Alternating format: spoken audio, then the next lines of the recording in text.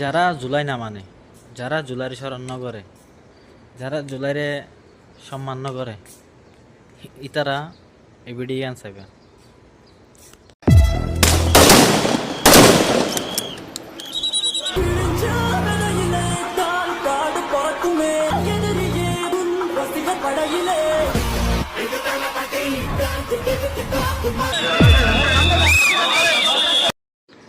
তোমারা কি আজও বাংলাদেশি জুলাইরে স্মরণ ন করো?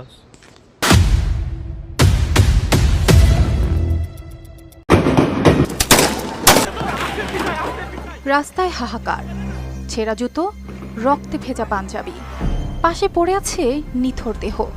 বাতাস যেন থমকে গেছে, বাজছে কেবল কান্না ও গুলির প্রতিধ্বনি। তবে এটা কোনো যুদ্ধক্ষেত্র নয়, এটাই ছিল গেল 5 আগস্টের যাত্রাবাড়ি। মানে কিভাবে যে ভাই গুলি করছে,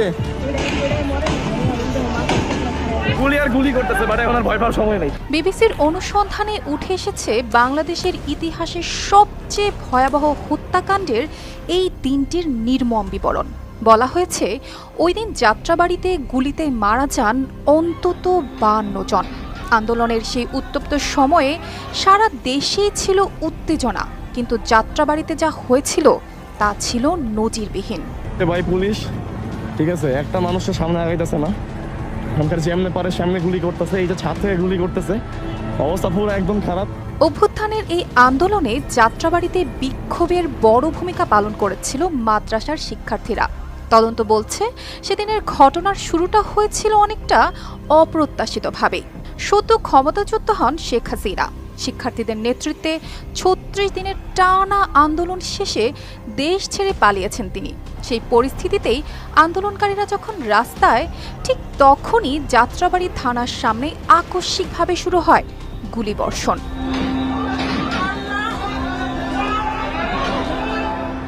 পুলিশের গুলিতে মুহূর্তেই রাস্তায় পড়তে থাকে একের পর এক লাশ।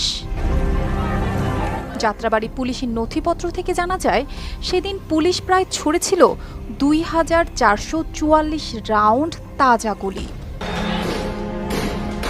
বিবিসি বলছে, এই ঘটনায় শুধু সাধারণ মানুষই নয়, নিহত হন পুলিশেরও 6 জন সদস্য। সেই সময়কার ভিডিও, ছবি ও প্রত্যক্ষদর্শীদের সাক্ষ্য বিশ্লেষণ করে নিশ্চিত করা হয়েছে মাত্র 30 মিনিটের মধ্যেই চলে গেছে এতগুলো প্রাণ। মোনালিসা হেভি ফ্লো 15 পিস প্যাকেটের সাথে 8 পিসের একটি প্যাকেট একদম ফ্রি। ঘটনার ভিডিও